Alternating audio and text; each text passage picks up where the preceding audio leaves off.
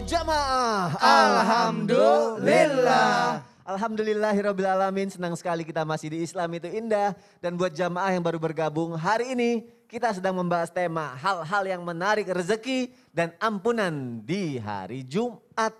Apa aja tadi sudah dijelaskan sama guru-guru kita. Langsung aja nih, aku punya tayangan lagi jamaah ini mengenai hukum mandi di hari Jumat. Kita lihat tayangannya, silakan. Antaranya, yang pertama, mandi di hari Jumat. Sebagian ulama berpendapat mandi Jumat bagi orang yang hendak Jumatan, hukumnya wajib. Berdasarkan sabda Nabi SAW, "Idza jaa ahadukumul jumu'ata falyaghtasil." Apabila kalian menghadiri Jumatan, hendaknya dia mandi. Hadis riwayat Bukhari. Baik, jamaah yang ada di rumah kita lanjutkan lagi. Ustadz Syam yang sempat tertunda Ustadz. Siap. Apakah benar amalan ini kalau misalnya kita lakukan bisa mendatangkan rezeki dan ampunan juga? Kok ditanyain lagi, kan udah aku jelasin tadi pakai bahasa Bugis dan ngerti deh kayaknya tadi. Iya juga ya tadi kok. Udah iya tadi kayaknya iya gitu. Iya, ulang lagi aja deh. Jawabannya aku belum ngerti Ustadz. Aku mau jawabannya Ustadz, ini wajib apa enggak sih dan ada niat khususnya enggak sih? Baik, bismillahirrahmanirrahim. Tabi guruku Ustaz Maulana Habib Uthman, Mas Soni serta guru-guru kami yang dimuliakan Allah Subhanahu wa taala. Bismillahirrahmanirrahim. Alhamdulillahirabbil alamin. Allahumma shalli ala sayyidina Muhammadin wa ala ali sayyidina Muhammad kama shallaita wa sallamta wa barakta ala sayyidina Ibrahim wa ala ali sayyidina Ibrahim fil alamin innaka Hamidum Majid. Maka ada sebuah riwayat dan riwayat ini kuat ya. Al-ghuslu fi yaumil jum'ah. Mandi di hari Jumat itu adalah wajibun ala kulli muhtalim. Wajib bagi orang yang sudah dewasa. Wajib bagi orang yang sudah dewasa, yakni orang yang sudah akil baligh. Maka subhanallah Imam Syafi'i dalam Fathul Bari dijelaskan bahwasanya kewajiban di sini sebenarnya ada dua. Satu, memang wajib. Wajib tidaklah sah seorang berangkat Jumatan kecuali dengan mandi. Yang kedua, wajib di sini adalah ikhtiari atau pilihan. Karena dalam riwayat yang lain disebutkan bahwasanya tidaklah seseorang pergi untuk Jumatan, kalau dia berwudu maka itu baik, kalau dia mandi itu lebih baik. Jadi kalau dia berwudu itu baik dan kalau dia mandi itu lebih afdal. Hadis riwayat Bukhari Muslim. Namun ternyata dijelaskan bahwa mandi itu bukan syarat sahnya Jumatan. Jadi kalau ada orang yang tidak mandi pun tetap sah sholat Jumatnya. Namun lebih afdal jikalau dia melaksanakan mandi sebelum berangkat Jumatan. Nah sekarang pertanyaannya, bagaimana dengan mandi ini? Kapan waktu terbaiknya? Maka ulama menjelaskan dari sebelum sholat subuh hari Jumat itu udah utama mandi. Jadi sebelum sholat subuh. Sebelum sholat subuh di hari Jumat itu adalah sudah termasuk kesunahan mandi Jumat. Kalau setelah sholat subuh juga kesunahan mandi Jumat. Namun yang lebih mendekati keutamaan adalah misalnya kalau Jumatan itu jam 12, setengah 12 udah mandi Jumat. Maka dia mandi sebelum berangkat untuk Jumatan. Keutamaannya apa sih? Yang pertama keutamaannya diampuni dosanya oleh Allah Subhanahu wa taala. Siapa yang mandi di hari Jumat, kemudian dia memakai wangi-wangian, bersuci semampunya, lalu dia keluar dari rumahnya, berangkat menuju masjid, lalu dia melaksanakan sholat sunnah, berzikir sampai menunggu imam keluar untuk berkhutbah, ya, menunggu khatib untuk mengumandangkan khutbahnya, maka diampuni dosanya dari Jumat tersebut sampai Jumat selanjutnya, bahkan plus 3 hari. Jadi ada plusnya. Masya Allah. Jadi plus 3 hari. Nah, kemudian yang kedua di riwayat yang lain diampuni dosa-dosanya. Jikalau dia antara Jumat satu dengan Jumat yang lainnya. Keutamaan yang kedua, maka bagaikan orang yang berkurban. Jadi orang yang mandi Jumat sebelum dia berangkat Jumatan itu bagaikan orang yang berkurban. Kurbannya bagaimana? Kalau dia datang awal Jumatan maka kurbannya seperti berkurban seekor sapi. Datang lebih lambat sedikit seperti berkorban seekor kambing. Lebih lambat sedikit maka seperti berkorban seekor ayam. Lebih lambat sedikit seperti berkorban sebutir telur. Makanya dari dalil ini ada juga kalau hari Idul Kurban dia bilang saya tidak mampu Ustadz beli kambing, saya telur aja. Jadi dalil ini ada juga orang yang mengatakan, ada riwayat yang mengatakan ternyata kurban dengan telur itu sah-sah saja karena ada orang yang berkurban dengan telur dari perumpamaan ini. Tapi ini ada hanyalah perumpamaan bahwa Lebih utama ketika orang bersegera untuk melaksanakan sholat Jumat. Bahkan dalam Al-Quran, idza nudiya lis-salati min yaumil jum'ati fas'au ila dzikrillah. Bersegera untuk Jumatan. Kalau ditanyakan apa niatnya, ya niat mandi aja. Saya niat menjalankan sunnah baginda Nabi SAW, mandi Jumat karena Allah. Masya Allah, abis baca niat itu pakai baju yang bagus, sholat deh. Betul. Nah, terima kasih Ustaz Syam. Siap-siap ya, ini udah Jumatan loh. Udah mandi belum? Mandi udah. Cuma Cuma kayaknya agak belum pakai wangi-wangian. Tadi Ustaz Syam ngingetin. Aku jadi takut bau. Mandi udah, baju bagus udah. Kayaknya tadi Ustaz Syam bilang kan harus pakai wangi-wangian ya. Emang kalau misalnya pakai wangi-wangian atau harum di hari Jumat juga ada ampunan atau rezeki? Aku mau nanya sama Ustaz Maulana deh. Ustaz Maulana kan soalnya suka pakai parfum banyak gitu kan. Emang benar seperti itu Ustaz Maulana? Iya, itu betul. Mohon penjelasannya Oke, Ustaz. siap. Izin Habib, izin Sasam. Bismillahirrahmanirrahim. Jamaah. Oh jamaah. Alhamdulillah. Berbicara tentang memakai wangian di hari Jumat.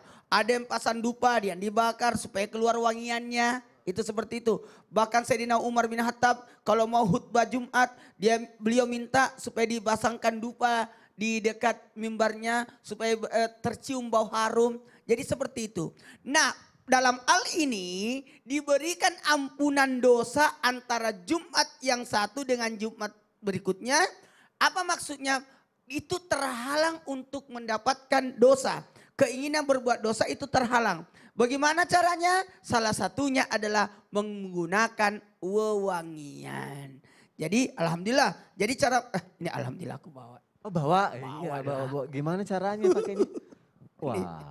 Jadi ini ya wangi jadi nih. kita pakai karena kan ada parfum ada macam-macam. Ya. Ada yang dibakar, Ya. ada yang dibakar baru keluar baunya sehingga tercium satu ruangan. Oh ya. Ada juga yang memakai yang ini buat baju sih. disemprot Jadi caranya ya. Nah, usahakan senantiasa menggunakannya arah kanan dulu baru kiri. Oh gitu. Kanan, kiri. Jadi enak. Ya. Hmm. Ada juga parfum yang digosok Wangi ya? di kulit. Nah ini contoh. Nah ada di dalam. Ada. Oh jangan kayak ditaruh di sini ya. Anggaplah ini ya. Jadi digosoknya di sini. Ya. Ya diginiin. Ya. Jadi harum. Iya. Maaf Ustaz Sam. Takatan dia kak. Gini. Enak. Nih. Berwangi. Ya. Oh. Di belakang. Iya karena kalau pakai parfum juga di sini ya biar 1, wanginya. 2, 3 belakangnya. Iya. Jadi orang nanti bersalaman, maaf ya. Kanan, kiri. Ah gitu. Wangi. Jadi wangi. Masya Membuat Allah. kenapa pakai wewangian? Ya. Supaya sejuk. Supaya sejuk. Sejuk dan usuh dalam beribadah, tidak bau. Benar. Nabi itu disebutkan dalam suatu riwayat, tidak ada lalat yang mau datang ke Nabi. Karena wangi. Karena wangi. Masya Dan memang Allah. Nabi wangi. Ya. Sampai istri Rasulullah itu mengambil keringatnya Rasulullah untuk jadikan wewangian. Ada lagi nih. Ketika kita memakai wewangian, maka membuat orang lain jadi senang. Ya. Dan merasa sejuk ketika menghirupnya. Jadi bukan hanya memperbaiki diri, tapi menyenangkan buat orang lain juga. Iya benar sih emang kalau kita dekat sama orang yang wangi lebih nyaman aja Jadi ya. nyaman. Gitu, Jadi Ustaz, ada ya. juga terapinya. Iya. Kita juga jadi semangat. Masya Allah jadi ketika sholat jadi lebih enak gitu ya. Ada satu lagi. Apa sedikit aja. lagi? Mudah-mudahan ada waktu. Pakai sisir. Oh sisiran. Sisirnya itu, maaf ya, Iya. aduh kelihatan deh. Bagus Jadi kok sebelah rambutnya. kanan, kiri, Habis itu araknya. Boleh gini, karena boleh juga belah Dibelah. tengah. Yang penting arah kanan dulu. Ustaz Syam. Udah kayak opo-opo Korea. Nggak Nggak ada ubannya loh. Kira-kira Ustaz Maulana lagi bersolek kayak gini tujuannya apa ya Ustaz Syam? Nggak. Udah Enggak, biasa kan lah. disunatkan. Oh, Hari kira- Jumat. Oh, Maka hari sebenarnya Jumat. saya mau tanya, kapan bagusnya kita pakai sisir? Iya Masya Allah. Kapan bagusnya pakai sisir? Kapan bagusnya Ustaz? Paling bagus ketika sebelum tidur. Hah? Ternyata ini kan nyisir itu terapi. Iya. terapi supaya Oh urat-urat biar syarat-syarat relax kepala itu enak. juga. Masya Allah. Terima kasih Ustadz Maulana untuk penjelasannya. Jamaah yang ada di rumah Ustadz Maulana tampan banget ya hari ini. Masya Allah. Terima kasih Ustadz. Itu bisa kita lakukan ya. Ini hari Jumat. Bisa kita mulai dari sekarang jamaah yang ada di rumah. Kita lanjutkan lagi jamaah. Sekarang aku mau masuk ke segmen yang ditunggu-tunggu. Ini aku mau ngebacain pertanyaan yang sudah masuk ke media sosial Islam itu indah. Langsung aja kita masuk ke segmen Tanya Dong Ustadz. Kami semua tanya dong Ustadz. Alhamdulillahirrahmanirrahim. Langsung aja aku bacain pertanyaan pertama dari Instagram hamba Allah. Assalamualaikum Ustadz Syam. Oh langsung mau nanya sama Nembak Ustadz Syam nih. Iya. Saya mau nanya apakah benar ziarah kubur orang tua waktu yang paling utamanya adalah di hari Jumat? Dan apakah boleh di kubur pas hari Jumat saya membaca Yasin di kuburan orang tua saya? Soalnya pernah saya ngaji di kubur orang tua terus ditegur sama penjaga makamnya. Katanya cukup ziarah aja nggak usah ngaji. Dan akhirnya saya marah-marah ke penjaga makam itu Ustadz. Emang benar ya di kuburan nggak boleh baca Al-Quran Ustadz Syam? Nggak boleh baca Al-Quran di tempat yang tidak suci. Ya, misal di toilet atau di tempat-tempat yang kurang baik, misal di pembuangan sampah.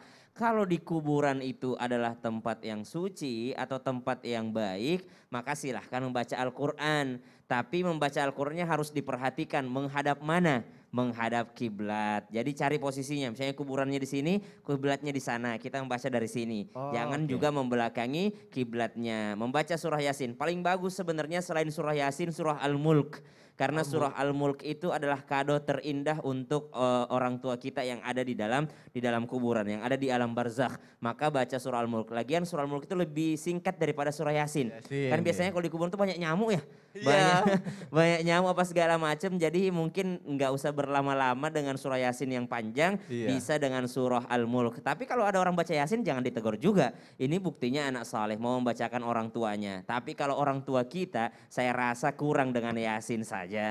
Kurang dengan surah Yasin. Kalaupun pas di kuburan baca surah Yasin, pas pulang khatamkan Al-Quran. Jadi kalau ditegur sama penjaga kuburnya, kenapa nggak usah baca Yasin sini? Bilang aja saya lagi sambung bacaan Quran saya untuk orang tua saya. Cuma pas di sini pas Yasinnya gitu. Pas Yasinnya di sini. Boleh saja membaca Al-Quran di kuburan, tapi bukan dengan bermaksud meminta kepada orang yang sudah mati.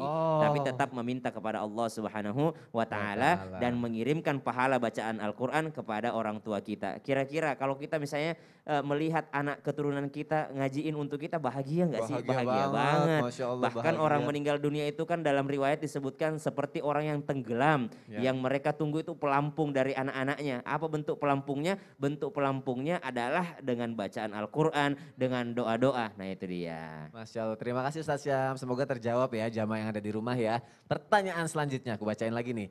Dari Instagram @evanurardela. Assalamualaikum, mohon izin bertanya Ustadz. Ustadz saya kan pernah menjalankan sedekah Jumat berkah. Harapan pengen tiap Jumat selalu sedekah. Tapi kenapa ya? Kok kadang malah mau sedekah nggak ada rejeki buat sedekah. Kan padahal niat baik. Ya bagus nih pertanyaannya nih. Gimana itu Ustadz? Mohon penjelasannya. Wassalamualaikum. Habib Usman mohon jawabannya Habib. Siap. Boleh nggak melalui tausiah Habib yang Boleh, ini? bismillah. Boleh ya? Ini menarik pakai tausiah. Afwan Mas Soni, Silakan, afwan Habib. Ustaz Maulana, Ustaz Syam. Bismillahirrahmanirrahim. Allahumma salli ala Sayyidina Muhammad wa ala ali Sayyidina Muhammad. Niat baik seseorang yang dimana dia punya niat baik untuk sedekah, untuk ini, itu dan lain sebagainya dalam kebaikan, maka akan dicatat oleh Allah Subhanahu wa taala. Faman hamma bihasanatin falam ya'malha kataballahu lahu indahu hasanatan kamilah. Jelas bahwasanya barang siapa yang punya tekad, punya keinginan kuat untuk melakukan kebaikan, tapi dia tidak bisa melaksanakannya dengan baik karena tidak mampuannya, nggak dapat rezekinya, nggak dapat duitnya. Tapi tetap Allah Subhanahu wa taala akan catat bagi siapa? Bagi orang tersebut satu kebaikan yang sempurna. Tetapi ketika dia dapat rezekinya, dia sedekah, maka Allah akan catat baginya bisa 10 kebaikan sampai 700 kebaikan dan bisa dikali lipat oleh Allah Subhanahu wa taala di dalam pendapatannya sampai 700 kali lipat. Mi'atu habbah. Oleh karena itu, sedekah yang baik adalah salah satunya hari Jumat. Maka perbaikin niat kita yang kuat. Dengan niat apa? Sedekah karena Allah Subhanahu wa taala. Tanya dulu nih, Mas Oni, ente kalau sedekah gimana ceritanya? Aku kalau sedekah, Coba. gini. Misal gini, Bib, aku mau sedekah sama Boleh, Habib. silakan, Tapi gimana? bentar Bib. Guys, aku mau sedekah, aku nitip sama Habib Usman nih guys ya. Jadi kalau misalnya punya rezeki lebih, jangan lupa sedekah, oke? Tuh. ini biar like-nya banyak Bib, jadi aku posting dulu. Siapa tahu banyak yang komen ya kan. Nah, Tapi aku mau Kalau sedekah ente sama Habib. sodako itu tujuannya nih buat pengen media sosial ente naik atau karena Allah?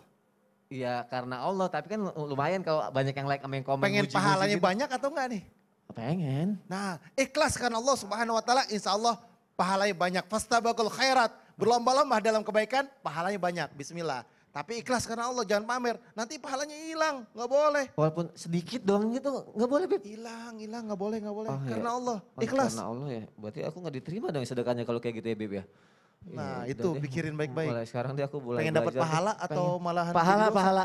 Ya udah berarti maaf ya Bib kalau tadi aku agak sedikit pamer. Makasih juga Bib Kalau untuk mencontohkan penjelasannya. kebaikan boleh, biar orang-orang ikut sedekah boleh. Oh niatnya kalau gitu nggak apa-apa ya? Nggak apa-apa. Innamal a'malu biniat, semua dengan niat. Masya Bismillah. Allah. Langsung dipraktekkan lagi jamaah yang ada di rumah. Apalagi buat laki-laki ya, sholat Jumat, ibadah hari Jumat itu bagus banget ya. Sedekah juga bagus. Sekarang aku mau nanya lagi sama Ustadz Maulana. Iya.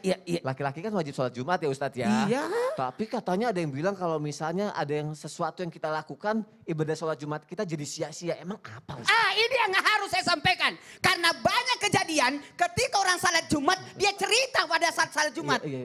Pada saat khutbah Jumat, Iya. batin. Nggak apa-apa, ya, nanti aja nggak Sabar, apa-apa. sabar, Kenapa Nggak memang? apa-apa, Nanti Sabar, aja nggak apa-apa. jawabnya. Ini Lagi marah, ini emosi. harus saya bahas. Ini harus saya bahas. Iya nanti nggak apa-apa kok. Tahan Iya. napas dulu ya Ustadz. Biar Coba lihat ya kalau sesama orang Makassar itu tenang-tenang aja karena tahu kalau ini sebenarnya bukan marah. Bukan marah ya. Bukan Emang marah suaranya. sebenarnya. Marah Saya mau sebenarnya. sampaikan kepada jamaah. Iya, nggak Biar apa-apa. anak mak ketobat itu aja lalu mak cerita. Iya nanti aja kalau gitu ya nggak apa-apa ya biar lebih tenang dulu ya. Tetapi Islam itu indah ya jamaah ya. Jamaah. Alhamdulillah. Karena Tenang, memang itu iya. sebenarnya ada 3 itu yang harus disampaikan.